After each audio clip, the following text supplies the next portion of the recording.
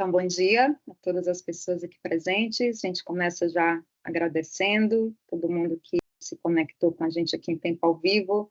Tem gente ainda entrando, a gente teve um probleminha aí no link inicial, mas estamos compartilhando aí agora o link certinho para apoio técnico. Então, se vocês receberam, por favor, compartilhem aí também nos grupos, com os colegas.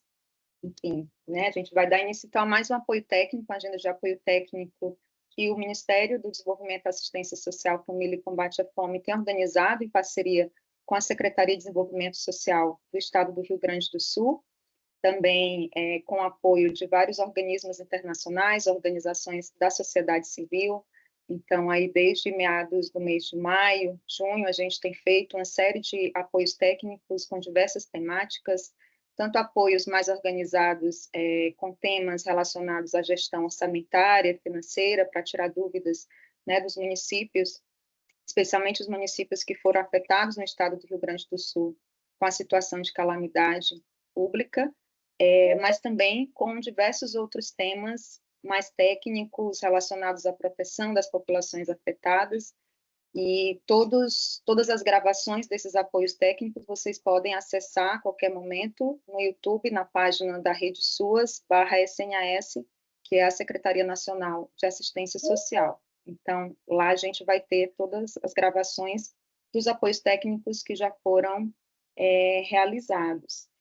Hoje a gente tem um assunto de extrema relevância, acredito, né? Todos os nossos temas, na verdade, a gente está fazendo esses apoios técnicos mais direcionados desde a situação de calamidade pública do Rio Grande do Sul, mas que são assuntos que certamente podem ser aproveitados, né, por toda a rede socioassistencial, demais parceiros de vários municípios brasileiros, porque são temas pertinentes, né, e muito atuais diante das situações de emergência que estão cada vez mais frequentes, né, nos nossos territórios. E hoje a gente vai trazer um tema que ele é bastante central, ele é um tema que traz aspectos bem importantes para a prevenção, preparação desses territórios diante dos impactos dessas situações que estão cada vez mais recorrentes. Então, a gente vai fazer uma discussão hoje sobre a questão de gerenciamento de crises, elaboração de planos de contingência, e a gente tem importantes parceiros, parceiras aqui hoje.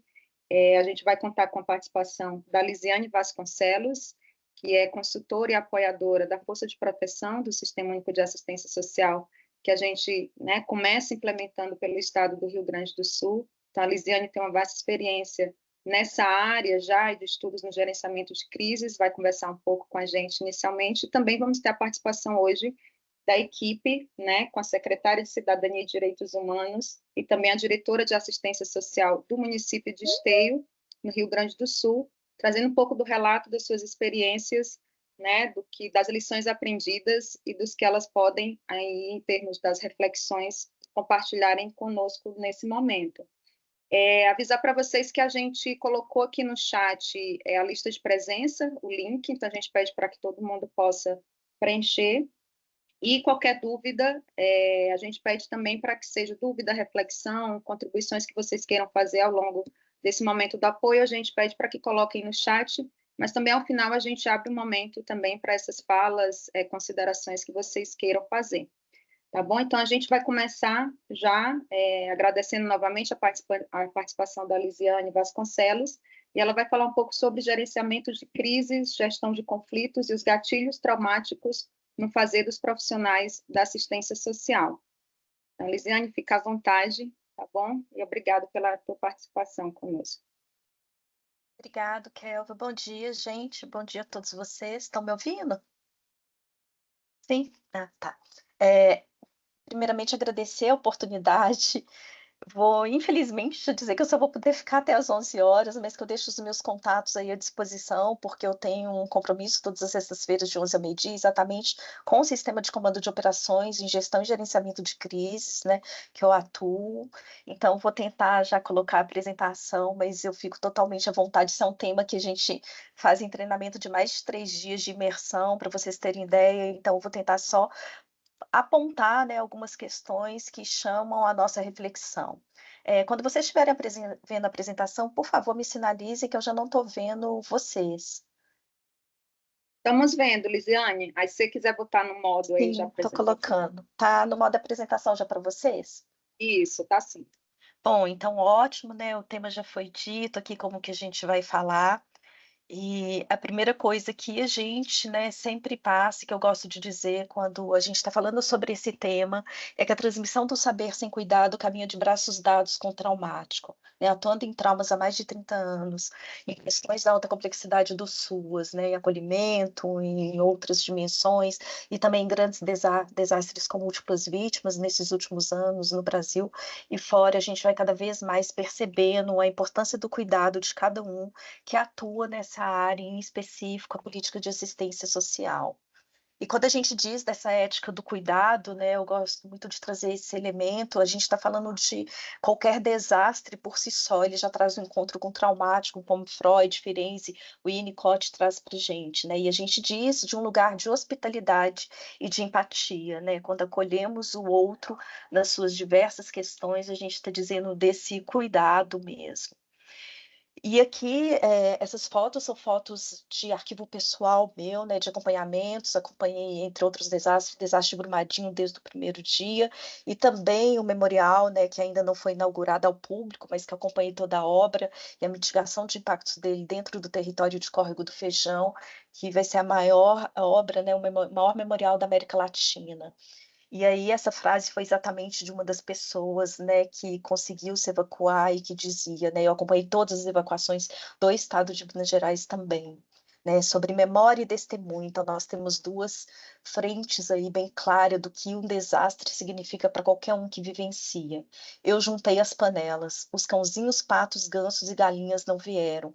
Então, o que é simbolicamente o registro do que significa as panelas, que muitas vezes, né, a gente não consegue ter a dimensão do que aquilo significa para aquela pessoa quando ela volta ao cenário de um desastre e quer pegar a pazinha do café, de medir o café que a mãe tinha 30 anos, como em Fundão Mariana.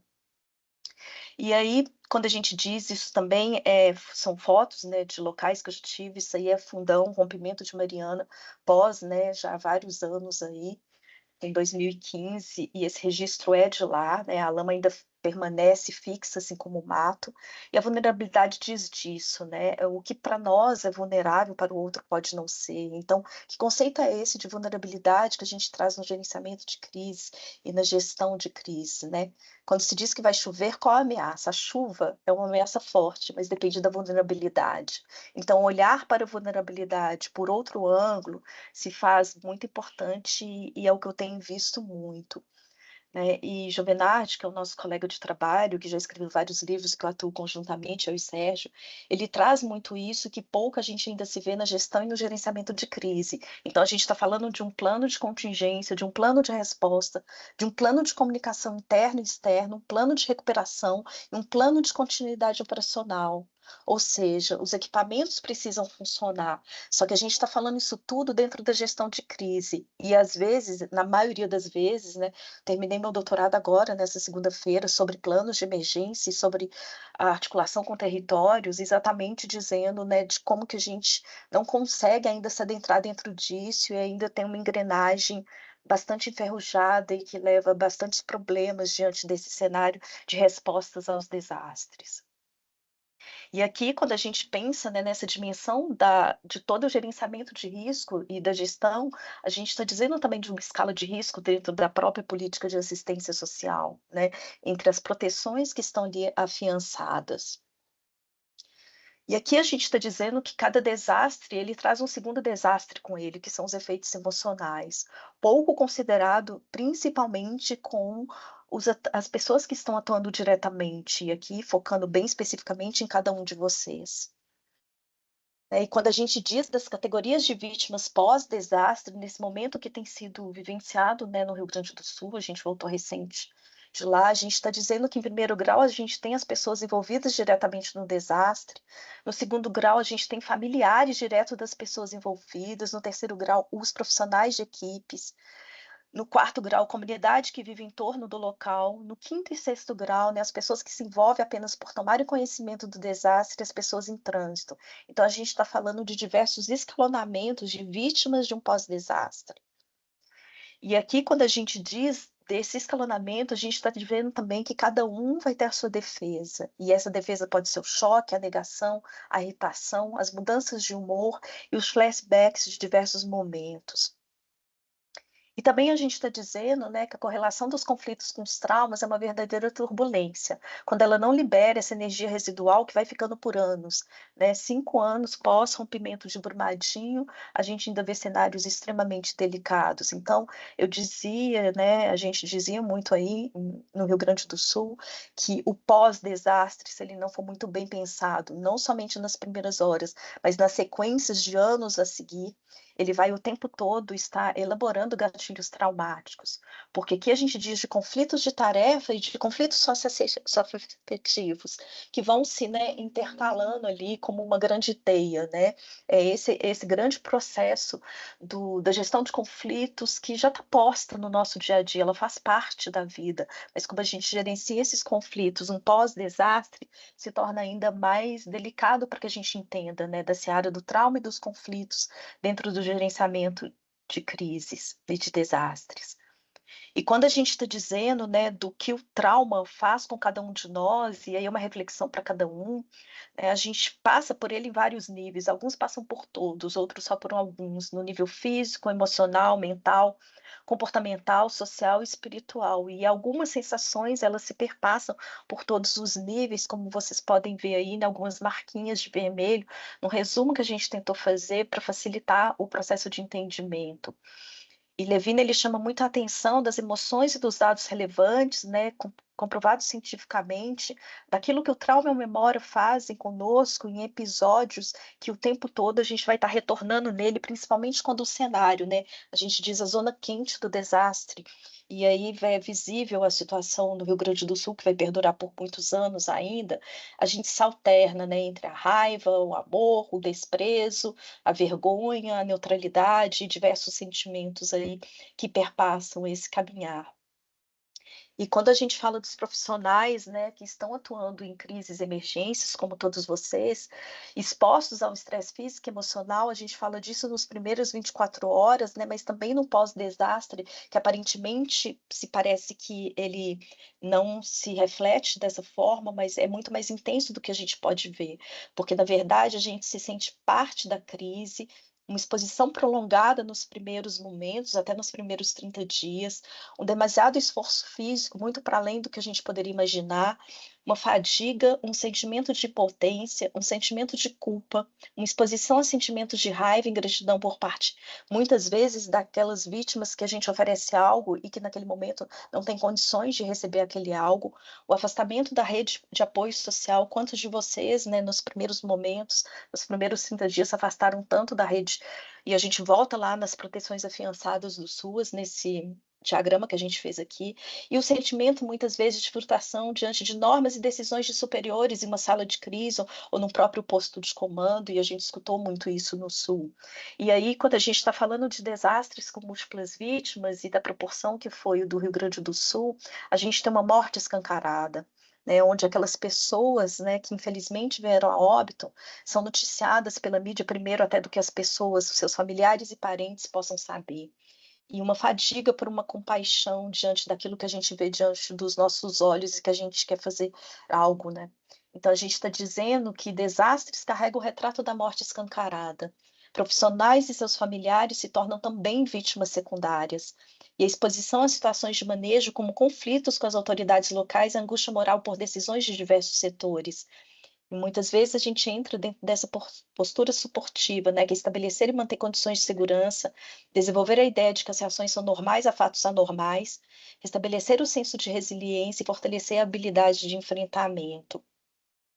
O IASC, né, a pirâmide do IASC, que traz muito sobre as emergências humanitárias, ela vai no escalonamento muito do que a gente discute na política de assistência social, dentro das proteções afiançadas, mas que precisa se fazer uma correlação. E aí também nos territórios todos que a gente atuou em desastres, a gente utiliza um instrumento que é o Ecomapa, o mapa da rede social, para que a gente possa ter a dimensão das linhas de fragilidades, de uma maneira muito simples, né, esse instrumento, isso aí é um grupo real de pessoas atingidas e isso foi produzido por eles, mostra a relação com os equipamentos, com pessoas e com órgãos, para que a gente possa de fato ter uma intervenção mais sustentada, né. E aqui é muito no sentido da gente, né, existe um livro, O Jardineiro que Tinha Fé, que eu sempre trabalhei com ele em todos os territórios evacuados, e territórios rompidos, e territórios com desastres de diversas ordens. O que é que não pode morrer nunca? É aquela força de fé que já nasce dentro de nós, que é maior do que nós, que chama as novas sementes para os lugares áridos, maltratados, abertos, para que possamos nos ressemear. É essa força na sua insistência, na sua lealdade a nós, no seu amor por nós, nos seus meios e na maioria das vezes misteriosos, que é maior e muito mais majestosa e muito mais antiga do que qualquer outra jamais conhecida, né? É o ressemear em terras áridas, como a gente gosta de dizer. Essa foi uma exposição dos Gêmeos que teve por vários cantos do Brasil e é muito significativo quando traz essas 3 imagens, né, gosto muito de usar a arte nesse processo. A mulher que queria a casa de volta, quando você apaga uma história, a história não lembra de você, né, e o retrato de alguém que estava ali numa enchente. E é esse semear, né, no meio dos cafezinhos, dos olhares, das escutas, das lágrimas, dos sorrisos, esse caminhar mesmo, esses pés mesmos de pisar no chão do território. Então é nesse sentido, assim, né, que essas questões que tirar a apresentação, que de uma forma a gente queria trazer ali, se vocês perceberem, são diversos elementos que trabalho com eles em treinamento com comunidades, com poder público, com defesa civil e outros atores, a gente atua, em diversos cenários, mas para trazer os diversos elementos que fazem parte do que a gente chama de gerenciamento de crises, né. Aí a gente precisa muito adentrar toda essa discussão, para que a gente possa compreender que o gerenciamento de um desastre, o pós-desastre, o gerenciamento de uma crise, ele é muito para além do que a política de assistência social, né. Quando a gente pega ali a alta complexidade, a gente ainda precisa se debruçar aqui, o que é uma sala de crise para a política de assistência social? O que é um posto de comando para a política de assistência social? O que é a gestão e o gerenciamento e como a gente intercalar todos aqueles planos lá, como a gente diz, será se a nossa política de assistência social, a gente tem o plano de contingência atrelado com o plano de continuidade das operações, porque vocês também têm a demanda que está posta ali do dia a dia, ela não para, né, e já é reprimida de muitos municípios, mas você tem uma outra demanda de um desastre, os planos de comunicação interna e externa, os gargalhos que a gente tem nos gatilhos traumáticos, no meu no outro momento a gente pode, né, se for oportuno para você se apropriar. Durante 5 anos eu fiz levantamento em territórios da intervenção de profissionais que podem gerar gatilhos. E durante esses 5 anos, no diário de bordo de 5 anos, de todos os dias, eu levantei 10 pontos que eu trabalho muito com eles de formações que a gente dá do trauma em gerenciamento de crise. E por que é importante a gente dizer isso? Porque quem cuida de cada um de nós? Quem cuida de cada um de vocês? Diante de tudo que os seus olhos vivenciaram e de tudo que a família de vocês também vivenciaram, né, como a gente diz, é a vítima secundária, né, do processo. Nesse processo, e aí vítima não no sentido pejorativo, mas no sentido de atingidos e afetados, acho que é a palavra mais adequada. Então, gente, era um pouco disso, assim, como eu disse, tive que trazer em poucos minutos por esse compromisso, mas totalmente à disposição para que a gente possa fazer um momento maior, né, um momento de pelo menos aí 1 hora e meia, e trazer efetivamente talvez alguns instrumentos, mostrar para vocês como a gente utiliza o Ecomapa em territórios, para que a gente possa ter uma intervenção mais segura, né, mais sólida, porque a gente também está falando que em todo desastre, a gente também tem uma interface com os órgãos do sistema de justiça bem pesado e que se faz necessário que a política de assistência social se atente também para isso. E é esse ressemear, né, que a gente nunca deixe de ressemear em terrenos áridos, que é o que a gente encontra num desastre e num pós-desastre. Acho que a gente tem pelo menos alguns minutinhos, né, para não ficar nem quem quiser se manifestar alguma coisa. É Obrigada, bem Lisiane. complexo, né, isso tudo, é uma temática muito complexa, né, mas é isso. Obrigada, Lisiane. Eu acho que você traz importantes elementos, para a gente pensar aqui do ponto de vista da assistência social, até dando esse tempinho aí, gente, para alguém, se alguém quiser se manifestar em relação à fala da Lisiane, com dúvidas, alguma contribuição que queira fazer, porque infelizmente ela vai ter que sair para outro compromisso, e a gente abre rapidamente antes da nossa próxima exposição, né? Mas me chama a atenção, assim, alguns aspectos que a Lisiane traz do que é importante a gente observar nesse gerenciamento de crises, né, que os desastres, essas situações todas de calamidade e emergência nos trazem, que ela mostra aí que sabemos o quanto são amplos os impactos, tanto nas vidas individuais, né, das pessoas, especialmente daquelas pessoas que já vivem situações de maior vulnerabilidade e risco social, que são os usuários, né, da nossa política de assistência social, com os quais a gente atua aí diariamente, mas traz também impactos muito maiores, coletivos, impactos que perduram, né? Então, quando a gente fala desse momento também das ações de reconstrução, o quanto é importante a gente perspectivar ações aí também contínuas e duradouras, e acho que um ponto importante também que Lisiane traz é dos impactos do que o nosso trabalho ele possa minimamente mitigar ou trazer resultados importantes na vida das pessoas através do trabalho social com famílias, que eu acho que é o nosso grande mote, né, vamos dizer assim, da assistência social. Então, a gente fazer essa reflexão também, em que medida o trabalho social com famílias que a gente tem hoje no SUAS, ele dá conta, né, desse trabalho diante dessas situações. Acho que é um tema que está bastante forte, a gente está programando, inclusive, momentos de apoio técnico com esse tema especificamente do trabalho social com famílias, mas, enfim, acho que trouxe reflexões, pelo menos para mim, nesse sentido. Se alguém quiser se manifestar, também a gente abre aqui rapidinho, né, Lisiane, antes de você sair para o seu compromisso. Deixa eu ver se aqui no chat... Eu até respondi uma pergunta lá, sim, é possível sim, né, tem bastantes elementos sobre isso, a gente pode pensar um momento, né, se vocês conseguirem se organizar em algum outro dia, um pouco mais cedo na sexta-feira mesmo, né, talvez um pouco antes, eu estou à disposição, a gente está à disposição. E foi aqui a fala, né, a colocação da Camila Dutra, Isso. sobre a orientação para a atuação da gestão do trabalho para esses trabalhadores pós-crise, né, se conseguimos estas orientações. Então, que Lisiane está se colocando à disposição, colocou aqui no chat, né, o contato, e algo que, Camila, eu acho que a gente está construindo também muito junto a partir desse momento, das lições aprendidas também agora, com esse que foi, eu acho que a crise no sentido, né, dos impactos de uma calamidade pública que a gente teve mais abrangente assim no país até o momento. Enfim, acho que a gente está num momento bem importante de construir, inclusive, nessas reflexões para dentro do SUAS. Sim. O contato está aqui no chat, tá bom, Camila? Você consegue acessar aí. Alguém mais, gente, quer se manifestar? Lisiane, pode falar. Não, eu falei que eu ia colocar, que eu coloquei o contato aí.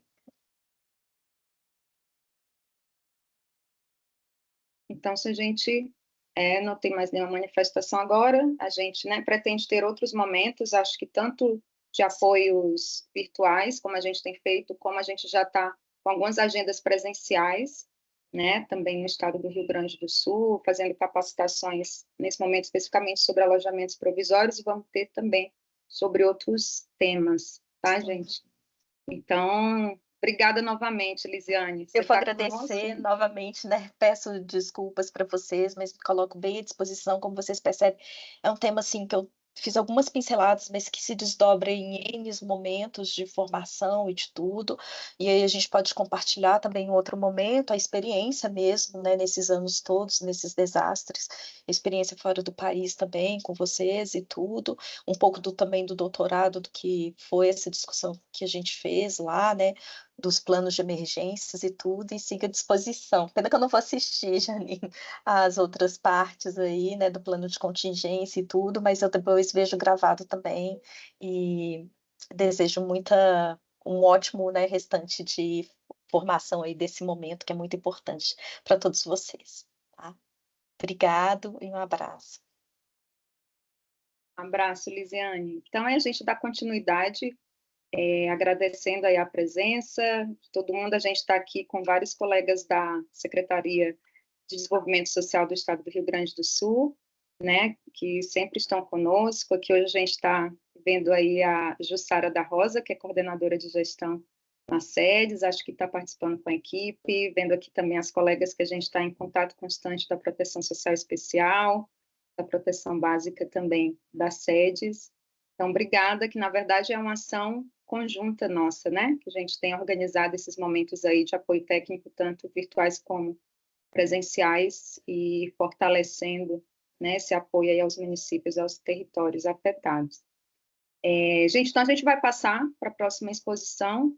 De novo, se alguém quiser se manifestar, fazer alguma contribuição, no finalzinho a gente vai ter esse momento, vocês podem fazer também pelo chat, que a gente vai dando uma olhadinha, tá? Então, agora a gente vai passar para a fala da Cristiane Franco, que é secretária de Cidadania e Direitos Humanos, no município de Esteio, e também a Gianine Costa Godoy, diretora de Assistência Social no município. Vou projetar aqui, elas vão falar um pouquinho sobre assistência social, planos de contingência.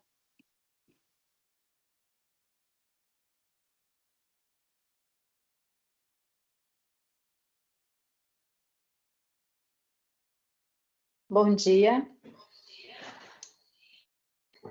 Bom, primeiro agradecer, né, por estar aqui participando com vocês dessa conversa, né, porque essa troca é sempre muito valiosa, né. Nós estamos ainda num processo de reorganização, recuperação do nosso estado, né. Esteio foi um dos mais de 460 municípios afetados por essa tragédia climática que nós enfrentamos, e pelo nosso histórico, né, pela nossa vivência aqui, enquanto município que já tem alguma frequência com cheias, nós precisamos nos organizar, né? Então, lá atrás, em 2015, Esteio enfrentou uma grande enchente, assim, e que prejudicou bastante o nosso município, mas era uma região que historicamente já tinha essa vivência de cheia, né? Já tinha essa vivência de afetar algumas casas, mas em 2015 a gente teve uma situação bastante agravada. Com isso, então, o município se preparou. Claro que voltando um pouquinho ali na nossa apresentação, né, que a gente tem ali como tema vivência de atualização do SUS no contexto de calamidade de emergência, papel da assistência social na construção dos planos, né? Voltando um pouquinho ali em 2009, só para a gente colocar todo mundo na mesma página, assim, né, no sentido de leis, né? Lá em 2009 foi criado, então, a resolução número 109, né, para tipificar esses serviços socioassistenciais. Então, já se promove ali o apoio e proteção à população atingida por situações de emergência, né, e calamidade. Vocês têm, melhor do que ninguém, conhecimento sobre isso, né? Então, assim, a partir disso, né, esses objetivos, então, são colocados de maneira bastante clara, né, de atender de imediato, então, as populações atingidas. E Esteio, a partir, então, né, lá na sua história, por ter 2 arroios, né, que cortam o seu território, eu vou só fazer vou silenciar aqui um pouquinho rapidinho. Só uma questãozinha técnica aqui, desculpa. Então, Esteio, que fica na região metropolitana, nós estamos, só para localizar, né, algumas pessoas, nós estamos a cerca de 15, 18 quilômetros de Porto Alegre. Esteio é uma cidadezinha de 27 quilômetros quadrados. Ela, na sua história, né, na sua constituição, ela era uma grande fazenda, era uma grande granja, como a gente chama aqui, de produção de arroz, de produção que exigia uma quantidade de água bastante grande, e a geografia desse território permitia essa produção. Então, lá nos idos, né, do começo do século passado, Esteio, então, nessa Constituição foi se tornando território, e as necessidades, né, de ocupação diária, então, foram ampliando, né, a instalação de pessoas em áreas bastante alagadiças, né, e essa questão dos 2 arroios, né, e mais o Rio dos Sinos, que fica aqui próximo, então, registrou durante muitos anos, historicamente, né, Esteio tem 67 anos, historicamente, Esteio tem as cheias como uma frequente, né? Então, assim, só que nesse último episódio nós temos áreas específicas, né? São 6 bairros que sempre são afetados, 5 bairros que sempre são muito afetados com o extravasamento dos nossos arroios, mas a nossa geografia que ela tem esse formato, tem um formato de bacia, recebe muita água de municípios vizinhos. Então o município ele foi se organizando, né, para atender a comunidade, né, de acordo com essas cheias que aconteciam. No entanto, em 2015 isso estourou de uma forma bastante acentuada. Lá atrás se fez, né, um plano de ação, mas que não contemplou, né, a agilidade, a necessidade que a demanda, né, que a situação demandava. Então, com o passar, quando nós assumimos, então, essa gestão assumiu lá em 2015, no terceiro, em 2015 não, desculpa, 2017, quando nós assumimos a administração, o prefeito Leonardo Pascoal, na época, ainda é, né, o prefeito, nós no 4º dia de trabalho tivemos uma enxurrada, uma chuvarada horrorosa, que alagou uma boa parte da cidade e nós entrando na administração, né, então tivemos que agir muito rapidamente para que aquela tragédia ali de 2015 não se repetisse. Então, ou que a gente pudesse atender de forma mais rápida, né, e efetiva a nossa população aqui de Esteio, a mais afetada, enfim. Então, de lá para cá, se estabeleceu um plano de contingência. Esse plano de contingência, então, tem toda uma organização para responder imediatamente à comunidade que for atingida pela água, né? Inicialmente, nós tínhamos, como vocês podem ver aqui na projeção, pode passar, por gentileza. Aqui nessa projeção, vocês podem ver aqui, né, o território, essas 2 linhas vermelhas, então, são os nossos arroios, né, que circundam a cidade. Então, aqui tem todo o município, praticamente, ele pega, né, o arroio circunda todo o município. E aí, aqui atrás, nós temos o Rio dos Sinos, nessa parte mais verde ali da projeção, tem o Rio dos Sinos, então, que foi o que foi diferente nessa cheia de maio, né? E aí eu vou mostrar para você, pode passar a próxima lâmina, por gentileza. Na próxima lâmina vocês vão ver, então, a nossa mancha de inundação, que foi bastante diferente. Antes, a enxurrada ficava nessa área, assim, mais clarinha. E, dessa vez, a cheia atingiu uma área que pegou aproximadamente 2.300 residências, que é o bairro Novo Esteio. Tem toda uma área de produção agrícola ali que vocês podem ver, que ainda temos, né, uma produção de arroz nesse espaço. Mas aí vocês podem ver que na lâmina aparece toda essa mancha azul ali que vocês enxergam. Essas foram todas as áreas afetadas pela enxurrada de maio agora. Então, isso representou para nós, toda essa área azul aí que vocês estão vendo, isso representou para nós cerca de 12.000 pessoas afetadas pela cheia. E nós nos organizamos, então, para que imediatamente nós pudéssemos atender as pessoas, né, essas famílias atingidas. Claro que nós não tivemos não tivemos espaço para essas 12.000 pessoas, as pessoas foram para casa de familiares, enfim, mas nós, enquanto gestão, conseguimos organizar já no primeiro dia, porque a nossa tragédia aqui começou antes de maio. As cheias começaram na madrugada de 29 para 30, justamente pelo nosso histórico, né? E ali, na madrugada, a gente já abriu o nosso primeiro abrigo, já acolhendo cerca de 40 pessoas, que foi o primeiro espaço que nós precisamos mobilizar, que foi numa das escolas, né?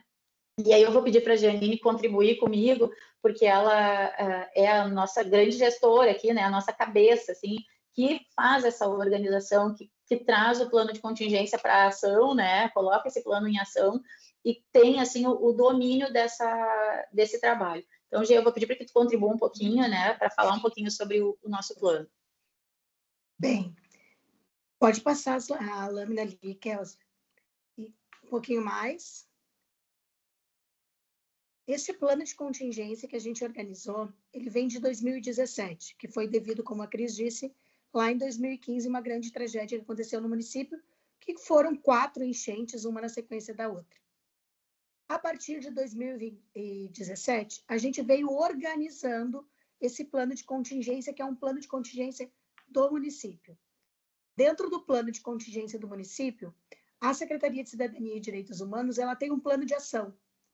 Nós somos responsáveis pela logística de abrir o abrigo, equipar esse abrigo, manter as pessoas acolhidas de uma maneira humanizada e com suas necessidades atendidas.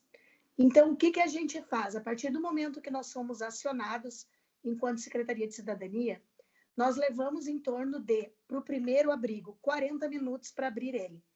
E este abrir não é simplesmente abrir uma escola e acomodar as pessoas, não. É abrir o abrigo com colchão, coberta, material de higiene, alimentação quente e roupas. Então, todas as pessoas que são acolhidas neste primeiro momento, elas têm as suas necessidades primárias atendidas neste abrigo. Já num segundo momento, quando nós começamos a abrir o que aconteceu agora, neste episódio de maio, foi que nós não abrimos um abrigo apenas. A gente abriu uma sequência de 10 abrigos dentro do município, um na colada do outro. Então, o que aconteceu? O primeiro abrigo, 40 minutos, que é o primeiro, é o start. A partir do primeiro abrigo, o segundo abrigo, a gente já leva 25 minutos, porque nós já estamos organizados. Dentro do nosso plano de ação da Secretaria de Cidadania, cada um sabe exatamente o seu papel. Então, a gente tem a equipe que pega o colchão, a equipe que pega o kit dormitório, a equipe que pega o kit de higiene, a equipe que pega as roupas, a equipe que está no local acolhendo essas famílias que chegam. A partir do momento que a Defesa Civil traz as famílias, a gente acolhe elas com banho quente, uma alimentação quentinha, para elas se sentirem protegidas neste espaço, né? Então, esta é a nossa primeira ação desde o início do deslocamento que a Defesa Civil faz com as famílias. O que acontece também que a gente notou que foi fora do normal neste mês de maio, que a gente atingiu uma região que nunca tinha sido atingida. Então, as necessidades das pessoas foram necessidades diferentes. Independente do que a gente já vinha enfrentando, a contingência agora do mês de maio foi uma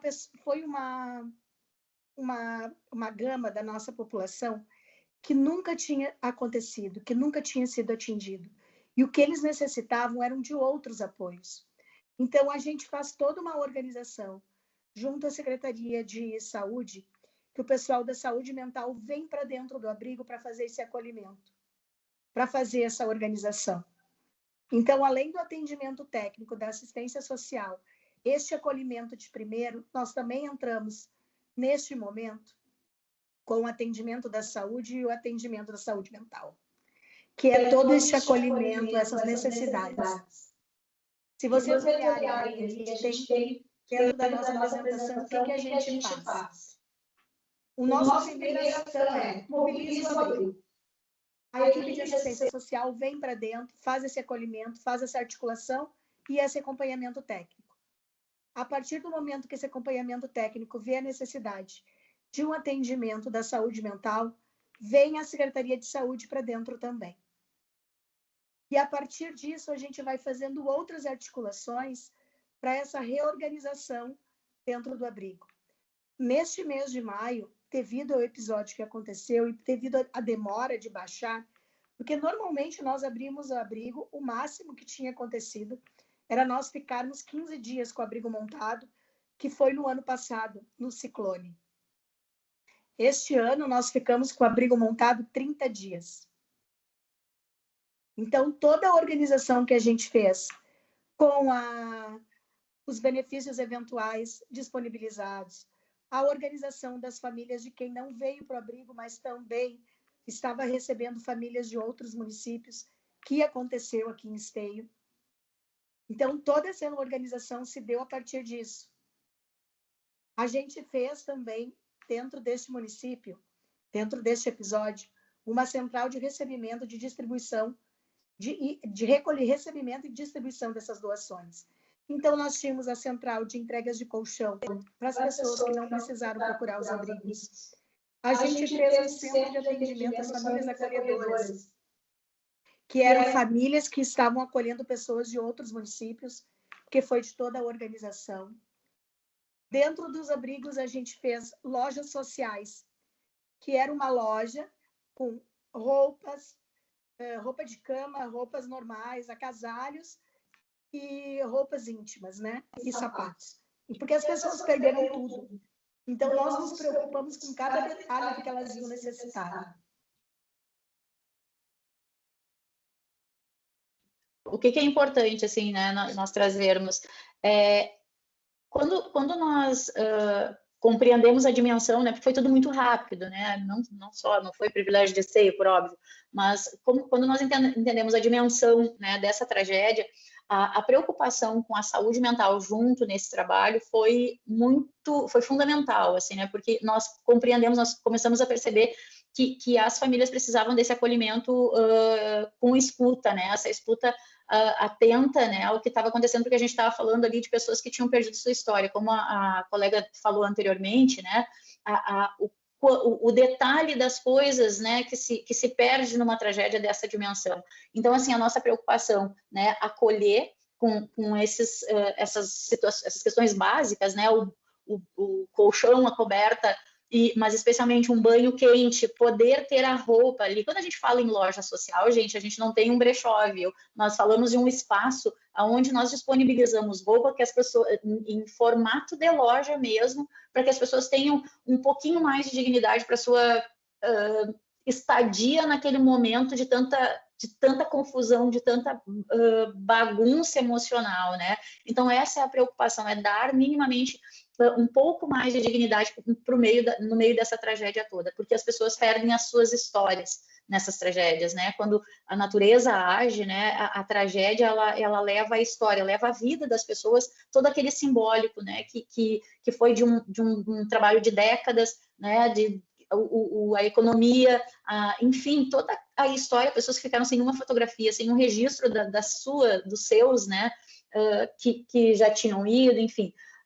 Então, a gente se preocupa muito nesse processo todo de acolhimento, né, e de acomodação dessas pessoas com esse bem-estar e emocional, né, dessas pessoas durante esse processo todo. E nesse episódio, a gente teve a questão de acolhimento também de pessoas de outros municípios, e a gente fez questão, né, e aí uma iniciativa muito pontual, assim, né, que o prefeito trouxe para nós, para esse desafio, assim, vamos abrir um centro para acolher pessoas que estão acolhendo outras famílias. E ali foram cerca de 5.000 pessoas acolhidas, atendidas, né, que a gente também direcionou nos nossos serviços. Então, assim, foi um período bastante intenso, né, e que nós pudemos colocar e ver em ação a nossa programação, porque a gente lá atrás havia feito, né, toda essa organização.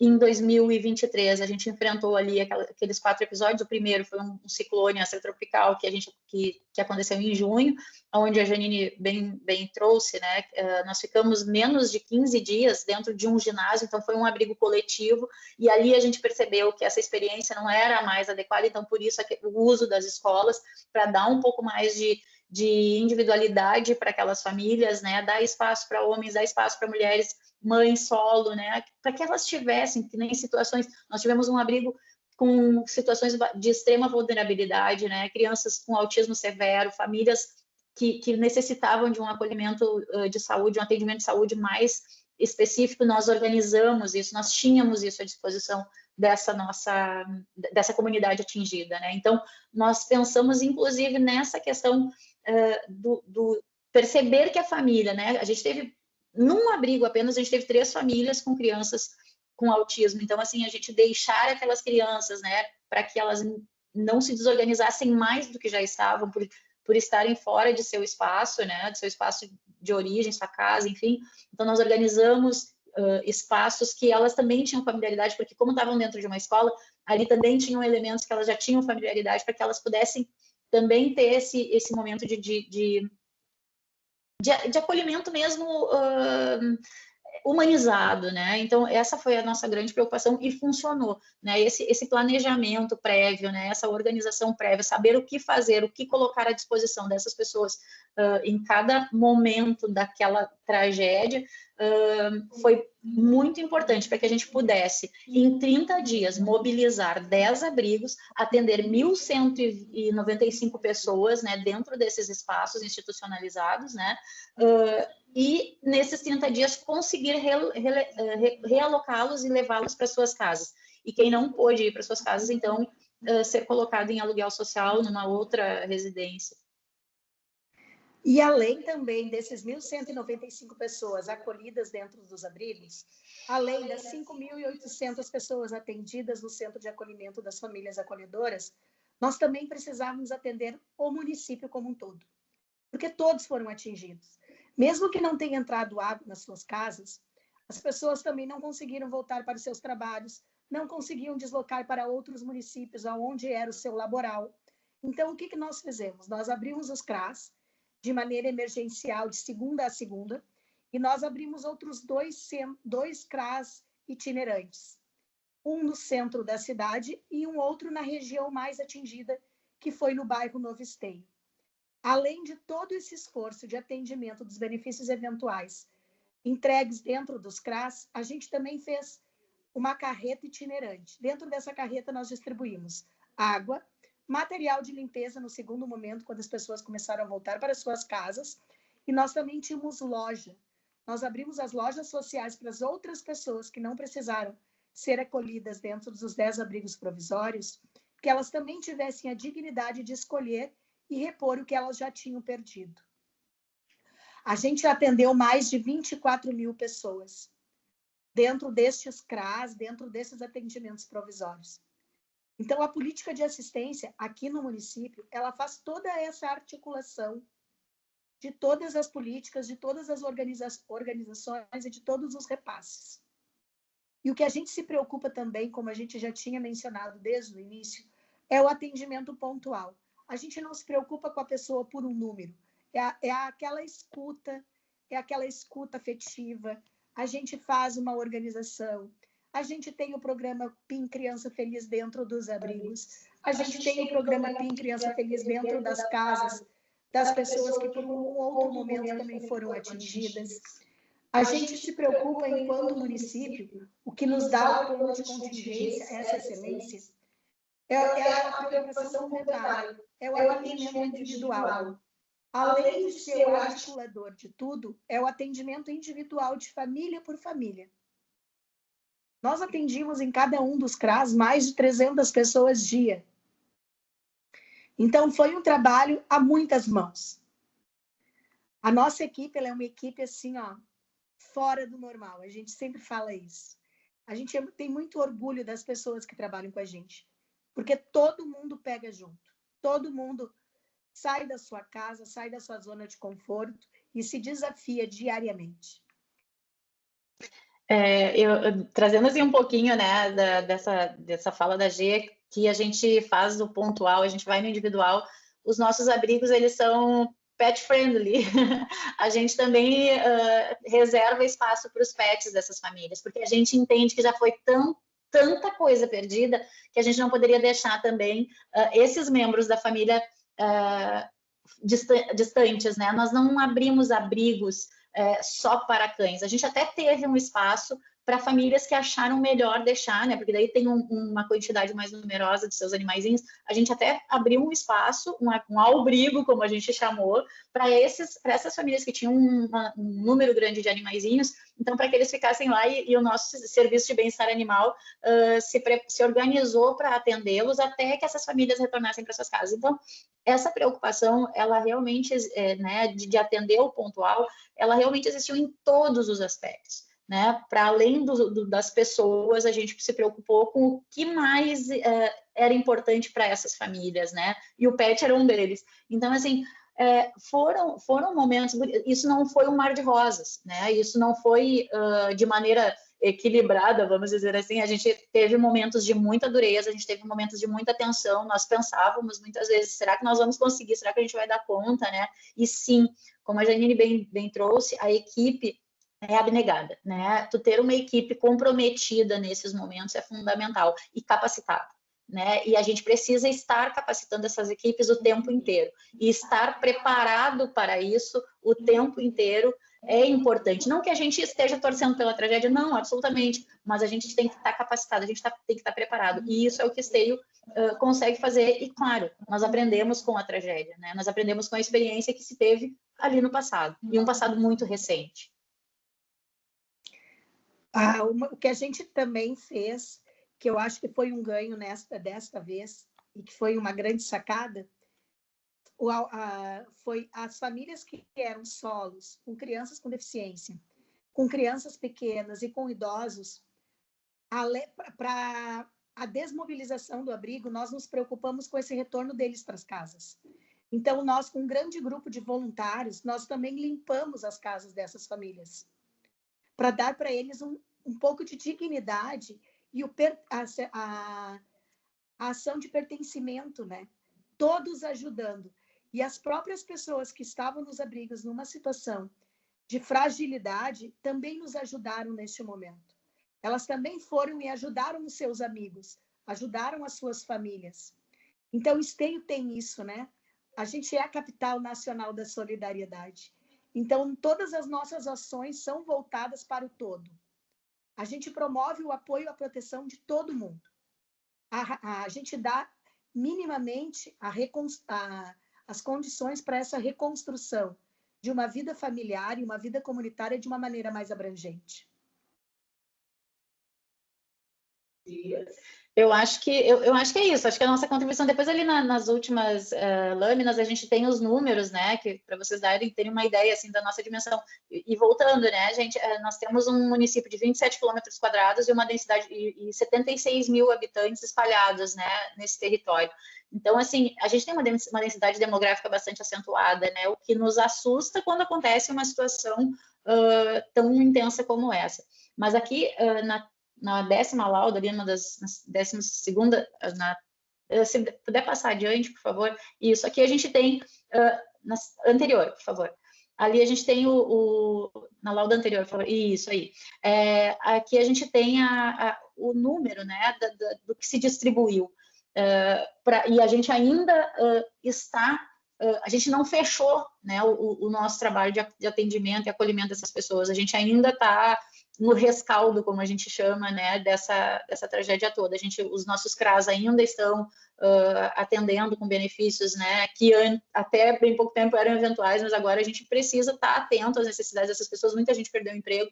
Então, esses são os números, né, alguns números do que a gente fez, do que a gente distribuiu e atendeu a nossa comunidade. Na última lauda ali, a gente tem o número de roupas, né, distribuídas, o número de colchões entregues, né, e é bom salientar, assim, né, o quão participativa também foi a comunidade, né, a gente contou também com as nossas equipes, por óbvio, mas a comunidade também, quem pôde, né, veio junto, participou, enfim, Esteio, não é, a gente recebeu há um tempinho atrás o selo de capital nacional da solidariedade, né, e a gente se orgulha disso, porque a comunidade, ela é muito solidária, assim, a gente tem isso no nosso DNA, então a gente conseguiu fazer isso de maneira institucional, né, é nossa obrigação, é nosso trabalho, é nosso dever, é o servir, né, mas a gente conseguiu, nesse momento, garantir às pessoas os seus, né, o mínimo para a sua recuperação, para o resgate da sua, né, vida, enfim. Quero agradecer novamente, né, a oportunidade que vocês nos deram para trazer aqui a nossa experiência, e eu acho que a Janine também quer concluir. Muito obrigada. Algo também que eu acho importante ressaltar, essa organização, a partir do plano de contingência, é a resposta que a gente dá imediato para tudo. Nesse episódio específico, a gente teve o Volta por Cima, que foi um benefício do Estado, a gente teve o Pix SOS, que foi um benefício do Estado, e o Auxílio Reconstrução, um benefício do governo federal. A nossa organização nos deu como é que eu posso dizer? Não é a paciência, nos deu a tranquilidade de um atendimento imediato para as pessoas que ainda não tinham cadastro único. Como eu tinha dito antes, atingiu uma parte da população que não nos procurava, que não tinha acesso, não nos acessava enquanto política de assistência. E essa nossa organização nos permitiu dar esse atendimento também imediato para eles.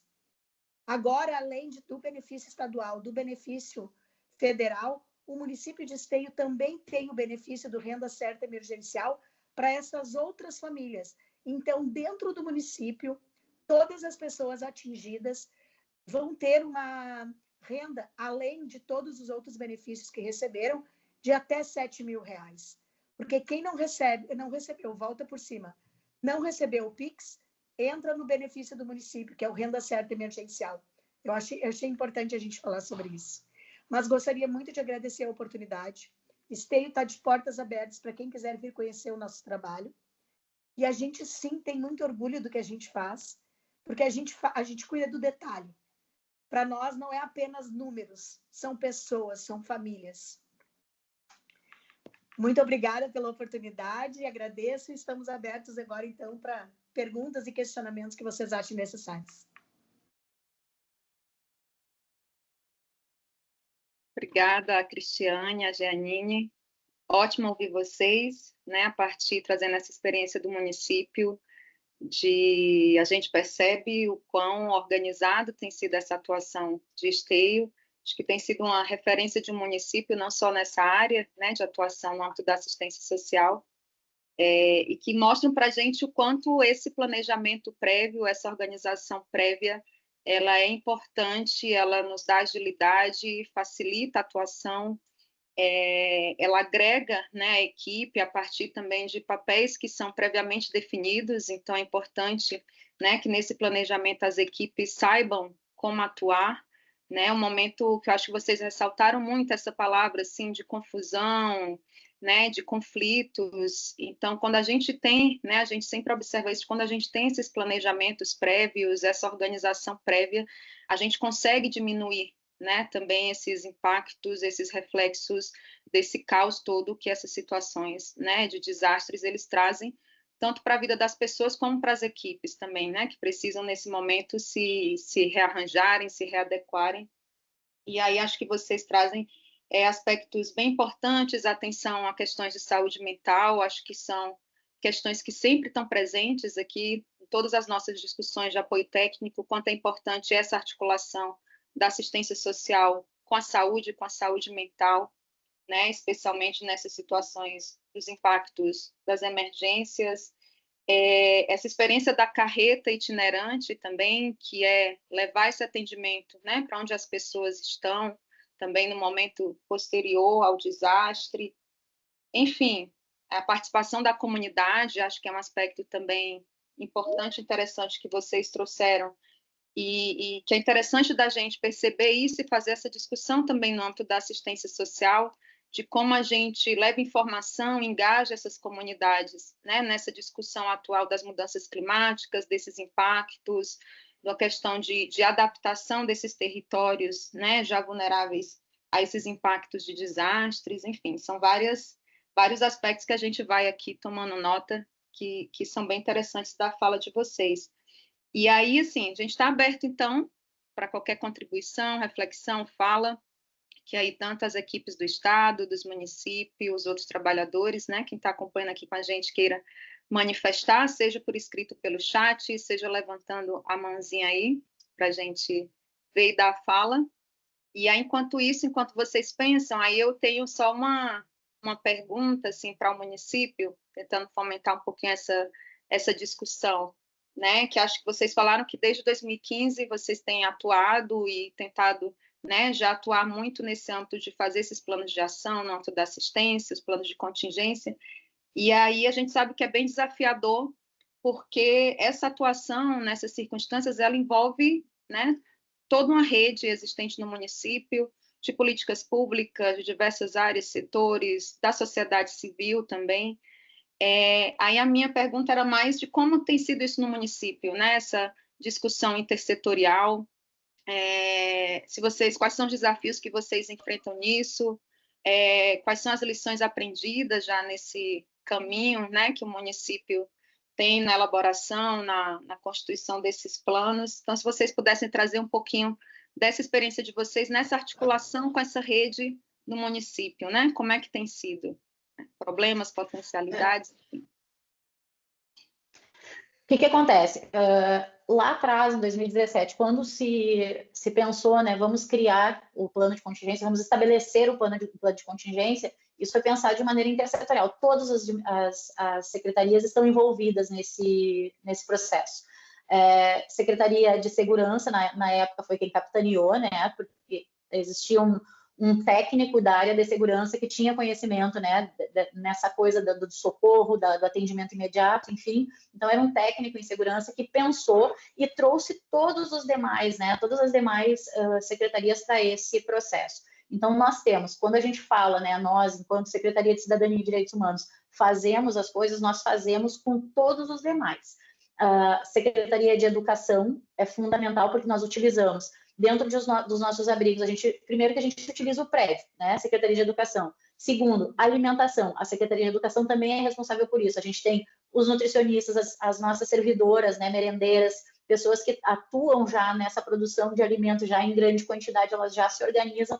Todo esse grupo da Secretaria de Educação cuida disso. Do espaço físico, eles abrem, né, e nos dão esse suporte alimentar e da infraestrutura em si, banheiro, banho, né, fica com isso. A nossa defesa civil aqui. Nossa defesa civil, o grupo de trabalho é pequenininho, bem pequenininho. Então, o que nós temos? A Secretaria de Segurança como um todo, Guarda Municipal, nós temos 56 pessoas no nosso efetivo da Guarda Municipal. Todos se transformam em defesa civil nesse momento. Todos fazem parte desse socorro, desse atendimento, do resgate, do traslado de famílias de um lugar para o outro, precisa tirar da casa, levar para o abrigo, do abrigo voltar para casa. Então, essa nossa rede na Secretaria de Segurança, Secretaria de Saúde, entra saúde mental, vacinas, atendimento médico, a rede, né? Nesse caso, a gente teve 2 ou 3 unidades, não lembro agora, unidades básicas de saúde que não puderam atender, primeiro porque alguns servidores não puderam chegar nos seus locais de trabalho, e outra porque uma ficou totalmente submersa, 2 delas foram atingidas, né, pela cheia, enfim. Então, assim, a Secretaria da Saúde entra com as suas equipes para dentro dos abrigos, né, o gabinete do prefeito, em todo ele, a Diretoria de Comunicação Social também, extremamente ativa, participativa, porque a gente precisa estar avisando as pessoas o tempo inteiro, né, em tempo integral. A gente precisa, as famílias, as pessoas, a cidade precisa estar informada sobre o que está acontecendo, qual o próximo passo, a prevenção, né, o que vai acontecer. Então, nós temos todos os nossos setores envolvidos. Me ajuda, Gê, se eu esqueci de alguém assim, nesse processo. Mas nós temos 14 secretarias. A gente tem também, né, Cris, as compras emergenciais, ela é capitaneada pela Procuradoria-Geral do município, que fica à frente dessas compras, dessas organizações, dessas solicitações de recurso via governo federal, via estado, com todas as portarias que abrem, né? Então, é um conjunto de ações. São todas as secretarias do município vinculadas no mesmo processo, pertencentes ao mesmo plano de contingência, que quem faz toda essa organização é o nosso prefeito pessoalmente. Então, assim, é um trabalho intersetorial, não é a Secretaria de Cidadania que comanda isso sozinha, né? Nós trabalhamos todos estão inseridos, todas as nossas secretarias estão inseridas. A Secretaria de Obras, né, com todo o seu maquinário, com todas as suas equipes, né, dentro, limpando arroio, organizando as vias, Secretaria, o setor de trânsito, na sinalização, o setor de bem-estar animal, cuidando dos animais, enfim. Então, assim, todos os nossos setores se envolvem direta e indiretamente. Quem não tem uma atuação direta nessa ação, os servidores entram como partícipes, né, desse trabalho. E daí nós precisamos de pessoas dentro dos abrigos para atender aquelas famílias, para acompanhá-los, porque a gente não pode simplesmente largá-los lá e deixar, né, de qualquer jeito. Então, a gente tem equipes que passam durante o dia e durante a noite para atendê-los, para qualquer situação nós sermos acionados e atendê-los. Se tem que levar para o hospital, se tem uma briga, a questão da segurança, né, mulheres vítimas de violência, isso nós também ficamos muito atentos. Nós tivemos um caso, né, bastante sério dois, na verdade, bastante sério, com que nós tivemos que aplicar a medida protetiva, tivemos que transferir uma mãe, né, com os filhos para uma outra cidade, enfim. Então, nós temos todos os nossos setores organizados para esse atendimento. É um trabalho intersetorial, sim, e todos estão muito comprometidos. A importância, né, do envolvimento de todas as áreas, e que eu acho que esse planejamento, e quando você transforma isso, né, faz esse registro no plano de contingência, você responsabiliza todas as áreas, os setores, e aí o quanto a nossa prevenção a partir do registro no plano de contingência, ela nos prepara para essa atuação no momento da emergência, e de vários aspectos que vocês disseram que é importantes e que nos causam, acho que, tanta angústia aos gestores, trabalhadores da assistência social no momento, né? Como que eu vou fazer uma compra emergencial? Então, se eu tenho essa discussão já no meu plano de contingência, de que tem uma área, né, no município preparada para isso, que saiba como agir, isso facilita também nesse momento. Enfim, vários aspectos importantes que vocês trazem e que reforçam, né, essa importância desse registro de um plano para responsabilizar as diversas áreas e a assistência social poder atuar naquilo que é o papel dela, né? E que já é um papel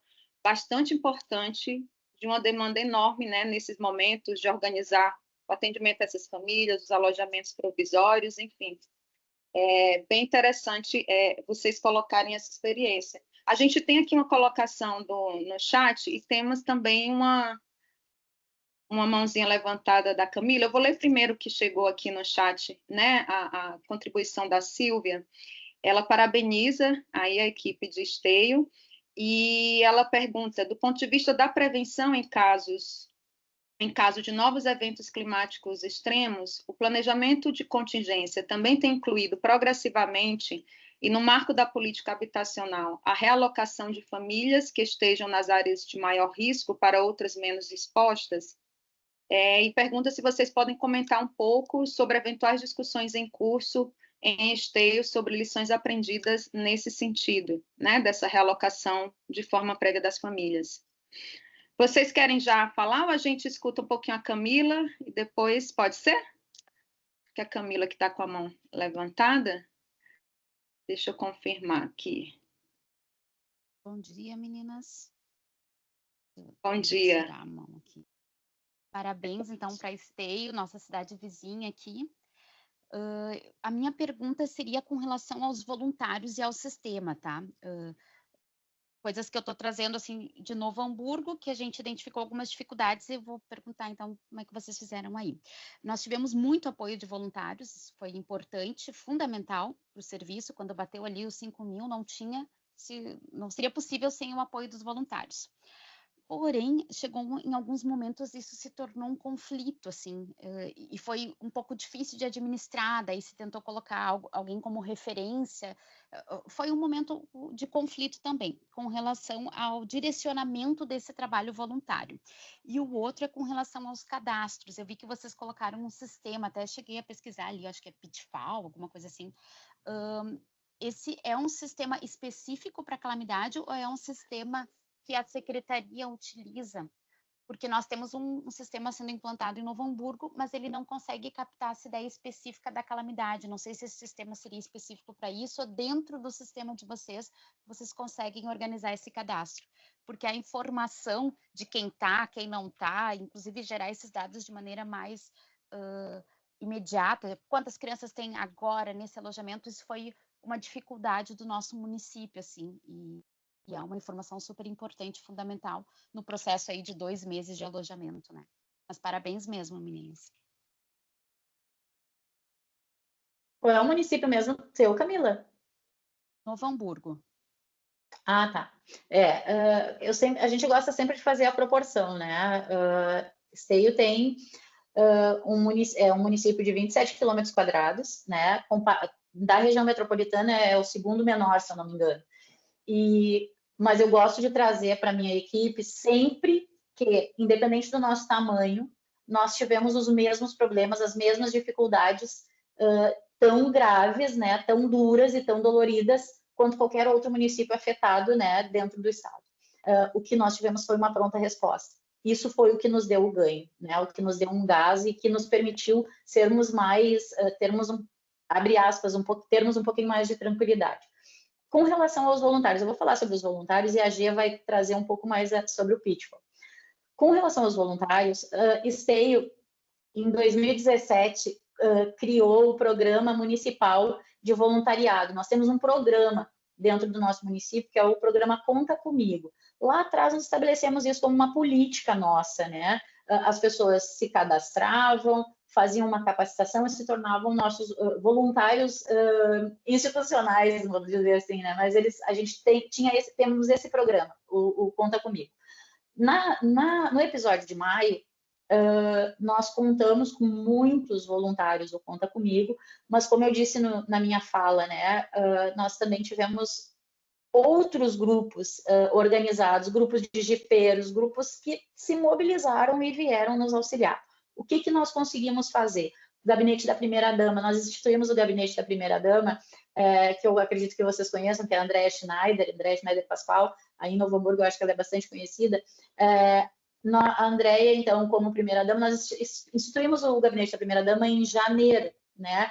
E de lá para cá a Andréa foi se inserindo dentro desse nosso trabalho também, né, da assistência, Rede Lilás, enfim, ela veio fazendo um trabalho bastante importante nessa área mais voltada para o assistencial. E aí, quando deu essa situação ali de maio, nós constituímos um espaço foi a nossa central de logística e de doações. Ali, a Andréa gerenciou todo o processo de recebimento de doação e também o gerenciamento dos voluntários. Nós tivemos, eu não saberia te dizer o número de pessoas que se voluntariaram, porque foram muitas pessoas. A gente recebeu um grupo do Pará, que veio atuar aqui, né, fazer comida, enfim, ficaram uma semana aqui conosco, né, nos auxiliando. Então, assim, esse processo todo de gerenciamento, a gente ficou com o Gabinete da Primeira-Dama e foi muito bem sucedido, né, esse trabalho, porque precisa ter alguém. A Secretaria de Cidadania não daria conta, né, de todos esses processos sozinha. Então, a Primeira-Dama abraçou o voluntariado, a logística das doações. Por exemplo, um abrigo precisava de roupa, né? Estamos precisando de roupa. Precisa de roupa masculina, tamanho XG. Isso imediatamente era selecionado, triado, porque chegava muita coisa, era imediatamente triado e levado em curto espaço de tempo para o local onde era necessário. Então, assim, nós tivemos, sim, uma organização, né, e uma pessoa que ficou como nossa referência para essa organização. E isso foi fundamental. Nós não conseguiríamos só, enquanto poder público, sozinhos. Seria inviável. Nenhum município sem os voluntários conseguiria fazer sozinho. É muito difícil, né? Porque nós estamos trabalhando com pessoas, é muito difícil trabalhar com pessoas, né? Mas ao mesmo tempo é muito gratificante. Mas é muito difícil tu lidar com pessoas, ainda mais num momento de tragédia. Então, nós conseguimos nos organizar porque nós distribuímos as atividades de maneira muito organizada. Então, agora a Gia vai falar um pouquinho sobre o Pitfall. E depois retoma, por favor, Kélvia, sobre a primeira pergunta. O Pitfall, ele é o nosso sistema de assistência social. Ele é um programa que ele administra os nossos CRAS. Hoje, a gente tem todos os equipamentos da assistência linkados neste programa. CRAS, CRES, Conselho Tutelar, Secretaria de Assistência, Cadastro Único, Centro do Idoso, o Centro de Atendimento à Criança e Adolescente Vítima de Violência. Todas as nossas políticas de assistência estão dentro desse sistema. E ele tem um módulo separado de calamidade. Então, todos os benefícios eventuais distribuídos, que foram repassados, estão lá inseridos. Todos os técnicos e os educadores sociais e os nossos supervisores de equipamento têm acesso a esse sistema. E a gente consegue enxergar o que já foi repassado para a família, qual é o momento que essa família se encontra e o que ela ainda necessita. Então, esse sistema é um sistema de assistência. Como a gente tem o sistema do SUAS, o GEMOS, que é o sistema do SUAS, como a gente tem o Educa Esteio, que é da educação, a gente tem o Pitfall, que é da assistência social.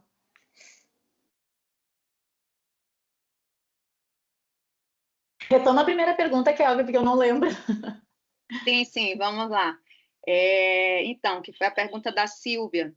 Se, nesse contexto todo dos planos de contingência para a prevenção nos casos de novos eventos climáticos extremos, se o planejamento de contingência também tem incluído, no marco da política habitacional, a realocação das famílias que estejam nas áreas de maior risco para outras áreas que estejam menos expostas, né? Se vocês podem comentar um pouco a partir das lições aí do município. Nós agora, desse episódio de maio, antes das famílias saírem dos abrigos, quem necessitava de vistoria tinha um canal que funcionava para este fim, que era ligado diretamente à nossa Secretaria de Habitação. Então, os técnicos da Secretaria de Habitação iam até os locais, faziam a vistoria da casa. Se a pessoa não pudesse, não tem condições de retornar para aquela residência, ela já era encaminhada para o aluguel social, automaticamente. E se a pessoa não chegou a sair de sua residência, mas também precisou fazer isso, a nossa equipe de técnicos da Secretaria de Habitação também fazia avaliação e a gente encaminhava para o aluguel social. A política de aluguel social para este evento, né, para este fim, funciona muito bem. E com relação às prevenções, né, o que nós temos hoje? A gente estabeleceu ali, a partir do ano passado já, quando aconteceu aquela situação lá do ciclone extratropical, que nós tivemos 400 pessoas, 480 pessoas mais ou menos fora de casa, ali já começou a se desenhar e se organizar e estudar tecnicamente o nosso plano de resiliência, né? Nós temos hoje, já lançado, um programa de construção é um investimento que vai permear e vai beirar aí a 55 milhões de reais em intervenções para prevenção dessas catástrofes, né? Dessas cheias para evitar que mais famílias sejam afetadas ou que as mesmas famílias sejam afetadas novamente, né?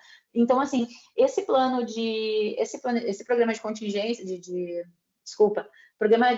plano de resiliência, né, de Esteio, ele tem aí esse investimento, né, de 55 milhões de reais. Nos próximos anos a gente vai, então, construir bacias de contenção, reorganização dos nossos arroios ali com ampliação de talude, aprofundamento de leito, né, reorganização de rede de microdrenagem, para que a gente possa, então, fazer uma ação preventiva efetiva, né, para as famílias afetadas há tanto tempo por isso. Claro que a gente sabe que não é quem planta tâmara não colhe tâmara, eu gosto muito desse ditado, né? É um planejamento que vai por anos, né? A gente deve ficar aí pelo menos 5 anos nesse projeto. Então, assim, bem como o nome diz, é um planejamento, é um plano de resiliência mesmo, assim, para reorganizar. A gente vai ter aí realocação de famílias de áreas de risco, né, desapropriação de terrenos, porque são áreas que não têm condição das pessoas permanecerem morando. Então, vai ser feito, né, uma série de ações, de intervenções para prevenir novas cheias.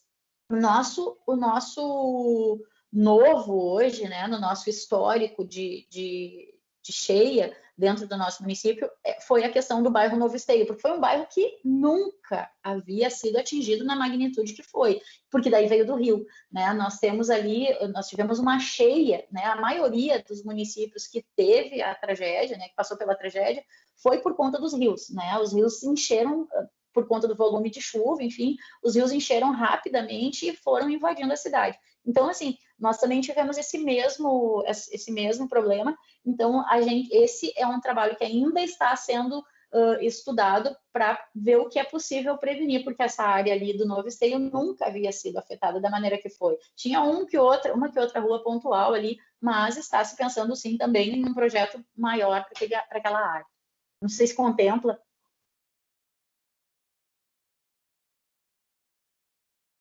Acho que sim, Cristiane. Acho que foi ótima a exposição de vocês, inclusive trazendo essa experiência, né, desse programa de reconstrução, de resiliência. Acho que aí no futuro talvez a gente queira de novo escutá-las né, para entender melhor como se deu a construção toda desse plano, essas intervenções. Enfim, Silvia agradece, que foi quem tinha colocado aí a dúvida para vocês, acho que contemplou também da pergunta dela. E a gente tem, gente, mais alguém que queira se manifestar, fazer alguma contribuição? Que pelo chat a gente não tem mais nenhuma intervenção, que a gente já está chegando aí no nosso horário, né, para o fim. Não tendo mais intervenções, então a gente agradece bastante a Gianinha, a Cristiane, também a Lisiane, que esteve com a gente hoje. Acho que foram ótimas as reflexões que vocês trouxeram. Acho que enriquecem muito esse debate, né, do que a gente tem pensado. Acho que tanto no âmbito aqui no nível federal, quanto do Estado, estamos com vários colegas aqui da Secretaria Estadual, que eu acho que foi bastante proveitoso também escutá-las, né, no dia de hoje, como para outros municípios. Enfim, a gente fica à disposição de vocês, agradece essa disponibilidade, e aí a gente reforça, então, que a gravação desse apoio técnico ele vai estar disponível na página do YouTube da Rede SUAS SNAS, que é a página da Secretaria Nacional de Assistência Social.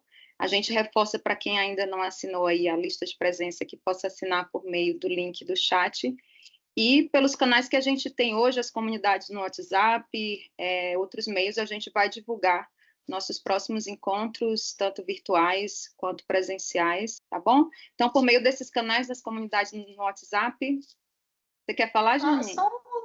Bem rapidinho. Bem rapidinho.